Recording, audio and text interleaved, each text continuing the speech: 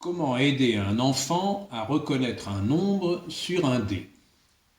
Quand vous jouez avec un dé, vous reconnaissez quasiment tout de suite le nombre. Ici, 4. C'est ce qu'on doit chercher à atteindre pour un enfant aussi. Mais pour lui, c'est plus difficile. Reconnaître tout de suite comme ça le nombre, ça s'apprend.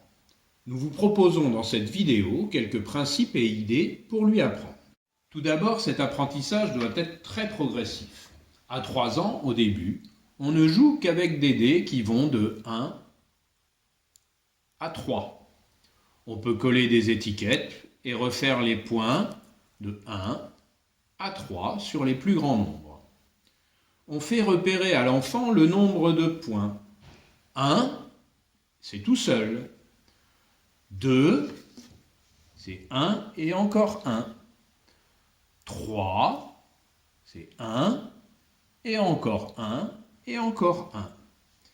Mais il faut lui demander très rapidement de reconnaître sans dénombrer le nombre de points. Pour ces petites quantités, il peut y arriver très vite et très bien. Ici, c'est 2. Encore 2. Mais il ne faut pas qu'il recompte les points. Il reconnaît directement. Ici, c'est 3. Pour retrouver la valeur d'un dé, on peut aussi l'associer à des doigts. Par exemple, pour 3, je peux mettre un doigt pour le premier point, un doigt encore pour le deuxième, ça fait 2, un doigt encore pour le troisième, ça fait 3. Pour 2, je peux mettre un doigt pour le premier point et encore un, ça fait 2 doigts pour la configuration 2. On peut associer aussi le nombre de points à des quantités d'objets. Par exemple ici, en plaçant 2 petits grains sur le 2 et en les dénombrant. 1 et encore 1, ça fait 2. On peut le faire bien sûr avec 3.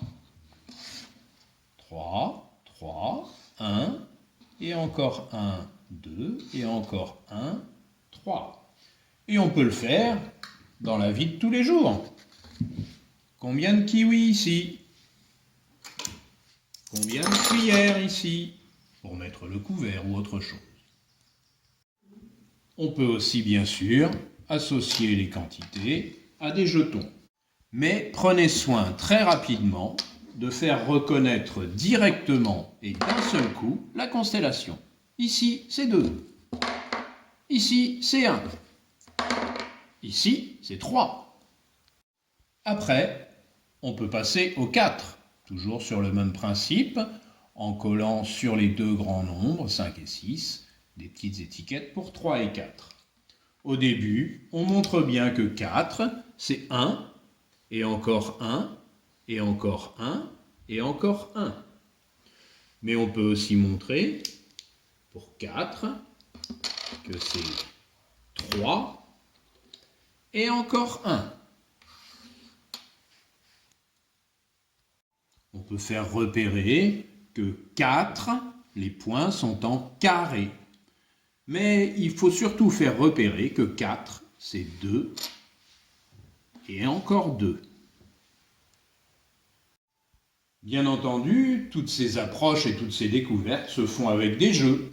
Le jeu des escargots, le jeu du grand cœur que nous avions montré, ou le cochon qui rit, le jeu de l'oie, ou le jeu des petits chevaux, mais qu'il faudra aménager.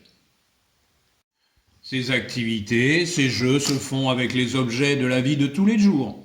Par exemple, ici, j'ai 1 et encore 1, 2 et encore 1, 3 et encore 1, 4 perles blanches sur ce bracelet et une multicolore. 4 et 1, 5 perles sur ce bracelet.